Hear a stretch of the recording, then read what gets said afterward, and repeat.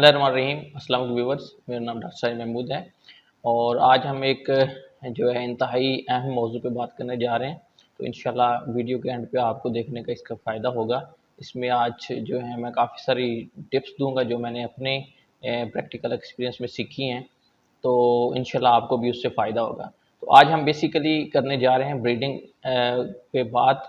तो अभी क्योंकि पाकिस्तान में ब्रीडिंग सीज़न जो है वो तकरीबन एंड हो गया है, अभी गर्मियाँ स्टार्ट हो गई हैं, तो समर स्टार्ट हो गया, तो जहाँ पे ब्रीडिंग के चांसेस जो हैं वो अब एनिमल के प्रेग्नेंट होने के चांसेस जो हैं वो कम हो जाते हैं। तो ब्रीडिंग सीज़न पाकिस्तान में मोस्टली जो होता है वो आपको पता ही है कि अक्टूबर से लेके मार्च अप्रैल तक जाता है।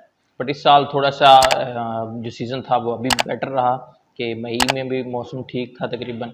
सो इस साल काफ़ी हद तक फ़ायदा हुआ कि मौसम ठीक होने की वजह से जो है डिफरेंट फार्म्स पे अच्छे रिजल्ट्स आए हैं। तो आज मैं बेसिकली अपने फार्म की बात करूंगा जो मैंने रिजल्ट्स अचीव किए हैं और किस तरह किए हैं। तो इसको हम वन बाय वन डिस्कस करेंगे और डिटेल से डिस्कस करेंगे कि इस तरह के अगर आपने रिजल्ट्स लेने हैं तो आप किन बातों का ख्याल रखेंगे तो आपके जो ब्रीडिंग के रिजल्ट्स हैं वो बेटर रहेंगे। तो ये मैंने सॉफ्टवेयर अभी खोला हुआ है, तो इसको मैं आपको साथ साथ इसके जो रिजल्ट्स हैं वो भी बताता जाऊंगा जो हमने अचीव किए हैं। और फिर हम इसके बाद बात करेंगे कि हम अपने एनिमल्स को ब्रीडिंग के लिए किस तरह तैयार करते हैं। तो सबसे पहले मैं अगर आपको डाटा बताऊं तो अभी अल्हम्दुलिल्लाह इस साल हमारी जो प्रेगनेंसी रेट है वो 95% हमने अचीव कर दी है। तो इसमें ये था कि ये एनिमल्स आपको पता है कि एचआरएम पे पेडिग्री रजिस्टर्ड हैं और हाई प्रोड्यूसिंग एनिमल्स हैं। तो इन एनिमल्स में 95% प्रेगनेंसी लेना अल्हम्दुलिल्लाह बहुत ही सक्सेसफुल है हमारे लिए, क्योंकि आपको पता है जैसे ही प्रोडक्शन बढ़ती है तो ब्रीडिंग के रिजल्ट्स जो हैं वो डाउन होना शुरू हो जाते हैं। तो ओवरऑल मैं आपको अब बताता हूँ कि हमने जो इस साल वैसे हम प्रेगनेंसी की बात करें तो इसमें 95% अभी तक हमारे एनिमल जो हैं प्रेग्नेंट हो चुके हैं। सो प्रेगनेंसी परसेंटेज हमारी 95% रही है। तो इसमें जो हीफर्स थी वो तकरीबन हमारा बैच था 70 हीफर्स का। बाकी इसमें फर्स्ट लैक्टेशन वाले एनिमल्स थे, सेकंड, थर्ड और फोर्थ वाले भी थे और कुछ जो थे वो 5 लैक्टेशन वाले भी थे। तो ओवरऑल मैं बात करूँ तो अगर हम इसमें सेक्स सीमन की बात करें तो वो हमने तकरीबन इसमें जो रखा है वो 80% सेक्स सीमन है इसमें, और जो कन्वेंशनल सीमन है वो 20% है। तो ओवरऑल हमने ये मैंने पूरे साल का जो है वो अपनी जो परफॉर्मेंस है एनालिसिस है वो निकाला हुआ है। तो इसमें अगर मैं बात करूं 2022 यकम मई 2022 से लेकर 6 मई 2022 तक ये आज हम वीडियो बना रहे हैं। तो इसमें हमारे पास जो डाटा में ये मेरे सामने जो सॉफ्टवेयर खुला हुआ है और एनालिसिस में मैंने हर सीमन की परफॉर्मेंस जो है वो सेपरेट लिखी हुई है। तो इसमें डिफरेंट सीमन है। अभी मैं अगर सेक्स सीमन की बात करूं तो इसमें जो है जैसे हमने यूज़ किए हैं तो ओवरऑल हमारी जो कंसीव रेशो थी वो सेक्स सीमन के साथ हमारी रही है 52.7। इसमें थे 523 मैंने एआई किए हैं जिसमें 268 जो थे वो एनिमल कंफर्म हुए हैं, और ये तकरीबन बनती है 52.7, यानी 52.7% जो थी वो हमारी सेक्स सीमन के साथ जो है वो रेशियो आई है। और अगर हम बात करें इसमें कन्वेंशनल सीमन की तो कन्वेंशनल सीमन में हमारी जो परसेंटेज आई है वो आई है 54.45। तो अगर हम इसमें कुछ हम जो है वो नेचुरल ब्रीडिंग भी कराते हैं, जो कुछ एनिमल जो होते हैं वो रिपीट हो जाएं तो फिर हम उसको बुल से करवाते हैं।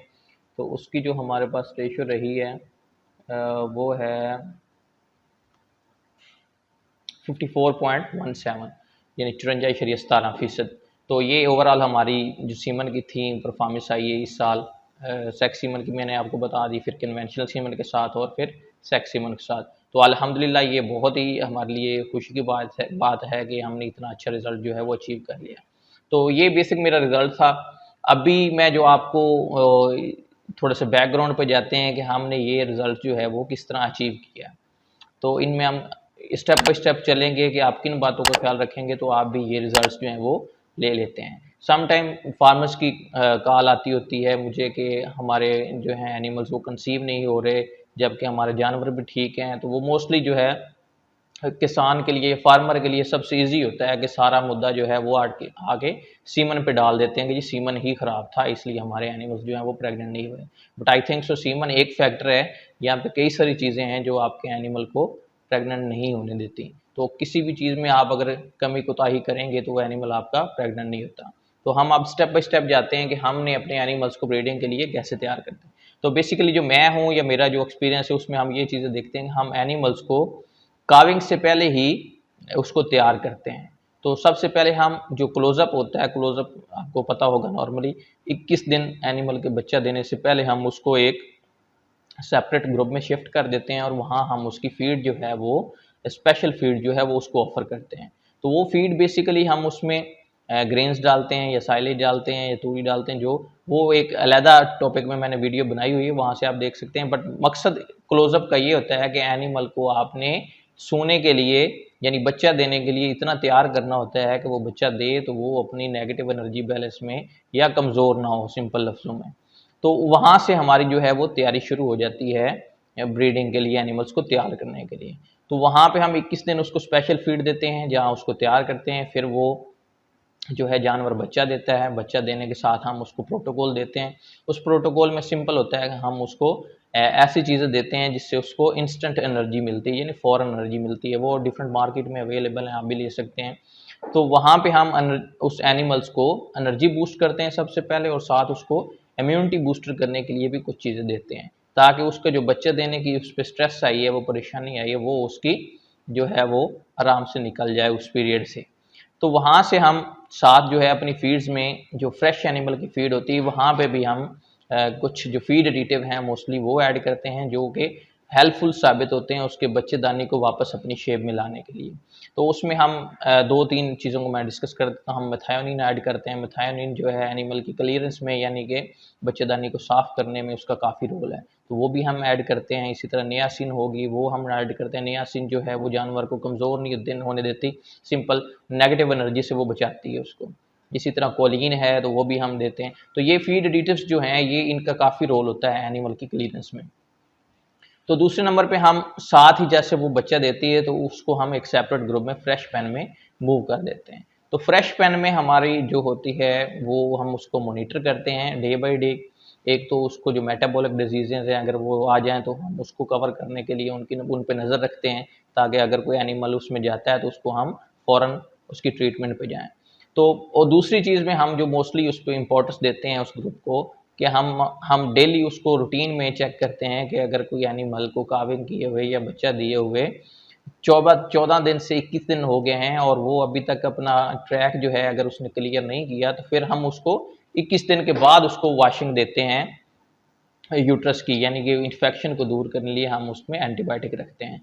बट अगर आप अपनी फीड मैनेज कर लेते हैं, जो कि मोस्टली हमारे फार्म पे मैनेज होती है, तो हम अगर मैं अपने फार्म की बात करूं तो हम जहाँ पे जो ट्रीटमेंट करते हैं यूट्राइन ट्रैक या यूट्राइन इन्फेक्शंस की, तो वो नॉर्मली मिनिमम जो है ना 5 से 10% होगी, इससे ज़्यादा हम वॉशिंग नहीं देते। तो कुछ फार्म्स पे हैं कुछ डॉक्टर्स की है प्रैक्टिस कि वो सभी एनिमल्स को वॉशिंग देते हैं ताकि वो जल्दी उनका ट्रैक साफ़ हो जाए, बट मैं इस प्रैक्टिस को नहीं अपनाता। मेरा बेसिकली ये माइंड है कि आप अगर सारे एनिमल्स की वॉशिंग करेंगे, एक तो आपकी मेडिसिन की कॉस्ट जो है वो बढ़ जाएगी, आपकी ट्रीटमेंट कॉस्ट बढ़ जाएगी, वो डेफिनेटली फार्म पे बर्डन है। इसी तरह अगर आप नेस्ले को दूध दे रहे हैं तो वो आपके एनिमल्स जो है वो एंटीबायोटिक पॉजिटिव हो जाएंगे, तो आप अपने दूध को भी मैनेज नहीं कर सकते। तो हम वो प्रैक्टिस नहीं करते। हम बेसिकली करते हैं कि एनिमल्स की फीड को स्ट्रॉन्ग करते हैं ताकि एनिमल जो है खुद वो अपना ट्रैक क्लियर करें और नॉर्मल फिर वो हीट में आए। तो जिन एनिमल्स में हमें लगता है कि 21 दिन के बाद अगर उनका ट्रैक साफ़ नहीं होता, फिर हम उनको वॉशिंग दे देते हैं। तो इस तरह एक तो हम मेडिसिन की अपनी कॉस्ट बचाते हैं, और साथ नॉर्मली आपको पता होता है कि 70 से हमारे जो 70 to 80% या 90% तक एनिमल्स जो हैं वो खुद क्लियर कर देते हैं अपना ट्रैक। तो इस बात को एक तो आपने ज़हन में रखना है। आप उस ग्रुप की मॉनिटरिंग करें। जब एनिमल बैठता है जिसको बच्चेदानी में इन्फेक्शन होगा तो वो डेफिनेटली पीछे से रेशा या पस फेंकेगा, तो उसको आप नोट डाउन करें, और 21 दिन तक अगर उसने क्लियर नहीं की तो फिर आप उसको वॉशिंग दे सकते हैं। सो ये तो हमारा एक एनिमल की क्लियरेंस का पॉइंट ऑफ व्यू था। दूसरी तरफ हम इसका एक और चीज़ हम इसमें ऐड करते हैं, ट्रेस मिनरल्स ऐड करते हैं, और साथ जो मिनरल प्री मिक्सेज हैं वो हम स्ट्रॉन्ग डालते हैं ऑर्गेनिक चिलेट मिनरल्स डालते हैं ताकि जो एनिमल्स हैं वो प्रॉपर अपनी हीट में आए। तो एक तो ये पॉइंट था। दूसरा, मैं मोस्टली जो हूँ, हमारी यहाँ पे प्रैक्टिस है कि मैं जो अक्टूबर से लेके फरवरी मार्च तक जो है हम प्रोटोकॉल पे नहीं जाते, मैं उसकी नेचुरल ब्रीडिंग ही करता हूँ। नेचुरल ब्रीडिंग से मुराद ये है कि एनिमल खुद हीट में आते हैं और जब वो हीट में आता है तो हम उसको इंसेमिनेट कर देते हैं। तो जब नेचुरल एनिमल हीट में आता है तो डेफिनेटली उसके कंसेप्शन रेट यानी ठहरने के चांसेस जो हैं वो ज़्यादा हो जाते हैं। इसीलिए मैंने आपको अभी सेक्स सीमन की परसेंटेज बताई है, तो वो आपने देखा है कि वो 54.5 थी उसकी कंसेप्शन रेशो। तो ये एक बहुत ही सेक्स सीमन के साथ जो आपकी रेशो है प्रेगनेंसी की, ये वो इस तरह ही आप अचीव कर सकते हैं। जब हम प्रोटोकॉल्स में जाते हैं तो क्या होता है कि एक तो हमारी जो है हार्मोन्स की ट्रीटमेंट, हार्मोन्स उनकी कॉस्ट जो होती है वो भी आपकी डेफिनेटली फार्म पे बर्डन होती है। तो आप सिंपल अगर एस्टिमेट लगाएंगे तो अगर हम कोई भी प्रोटोकॉल लगाते हैं, डबल ओ सिंक लगाते हैं या G6 प्रोटोकॉल लगाते हैं, तो उसमें 6 इंजेक्शन आपको लगाने पड़ते हैं। तो वो और साथ आपका जो है वो 18 दिन या 21 दिन का जो भी प्रोटोकॉल होता है, तो उसकी अगर आप कॉस्ट निकालेंगे तो वो सिंपली आपकी जो है वो 10,000 15,000 के राउंड फॉल करती है। और अगर आप उसमें सेक्स सीमन ऐड कर लें तो वो 25-30 हज़ार पे चली जाती है कॉस्ट आपकी। तो एक एनिमल पे अगर आपके प्रोटोकॉल की इतनी कॉस्ट आ रही है तो आप अज्यूम करें कि अगर 300 या 400 एनिमल्स हैं तो वो कॉस्ट किधर जाकर पड़ती है।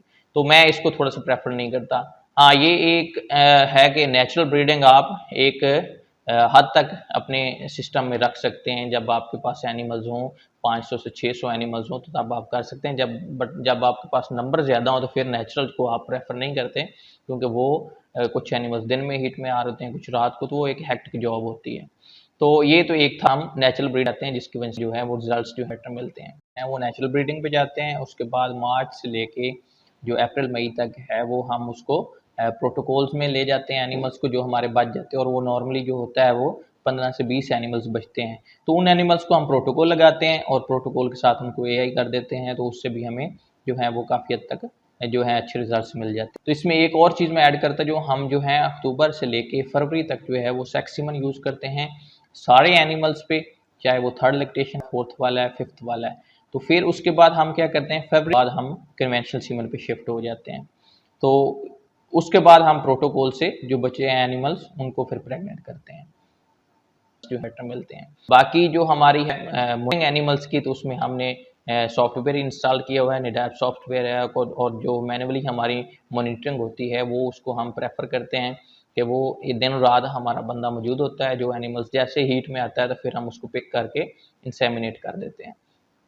तो ये कुछ बेसिक पॉइंट्स थे। हाँ, इसके साथ साथ हमारी जो प्रोडक्शन है, दूध भी है, वो भी हम जो है वो अपना अच्छा खासा ले रहे होते हैं। लाइक अगर मैं इस साल की बात करूँ तो हमारे पास last year 45 litre average production थी अक्टूबर से लेके मार्च तक। बट इस साल क्योंकि फीड महंगी हो गई है, इसमें आपको पता है सोया कनोला जो है वो काफ़ी महंगे हो गए हैं, तो वो हमने इस साल जो निकाल दिए थे। बट स्टिल हमारी जो प्रोडक्शन थी 38 के राउंड अबाउट फॉल करती रही है पूरा सीज़न। तो प्रोडक्शन भी हम मैक्सिमम लेते हैं, साथ एनिमल्स नेचुरली हीट में आते हैं और उनको इंसेमिनेट करते हैं तो वो प्रेग्नेंट हो जाते हैं। तो ये कुछ बेसिक पॉइंट्स थे। अगर आप इन पे ख्याल रखेंगे तो डेफिनेटली आप भी ये जो है अपनी ब्रीडिंग जो है वो सक्सेसफुल कर सकते हैं। तो किसी भी फार्म पे अगर आपने 80% को टच कर लिया है ब्रीडिंग में, प्रेगनेंसी को, तो वो आपका जो है वो एक अच्छा ब्रीडिंग सीजन होता है कंसीडर। तो इन चीज़ों का आप ख्याल रखेंगे तो डेफिनेटली आप भी इतने अच्छे सक्सेसफुल जो है वो रिजल्ट्स ले सकते हैं। तो बाकी इसमें ये है कि फीडिंग जो है मोस्ट इम्पॉर्टेंट थिंग है। अगर आपने नेचुरल हीटिंग में एनिमल्स को लाना है, फीड डिटेल्स प्लस उनकी अच्छी फीड करें तो वो जानवर आपके जो हैं वो नेचुरल हीट में आएंगे और देन वो प्रेग्नेंट हो जाएंगे। तो ये आज का टॉपिक था, मैंने समझा कि आपके साथ भी डिस्कस करें हमारी जो अचीवमेंट है। हम चाहते हैं कि आपको भी इससे फ़ायदा हो। तो मज़ीद इस तरह के अगर आपको किसी भी क्वेश्चन का जो है अगर आपने आंसर पूछना है तो वो मुझे इनबॉक्स कर सकते हैं, तो उसका इंशाल्लाह मैं कोशिश करूँगा आपको रिटर्न मैसेज दूँ। तो बाकी इस तरह की मज़ीद वीडियोज़ को देखने के लिए आप मेरे चैनल को सब्सक्राइब कर दें। शुक्रिया।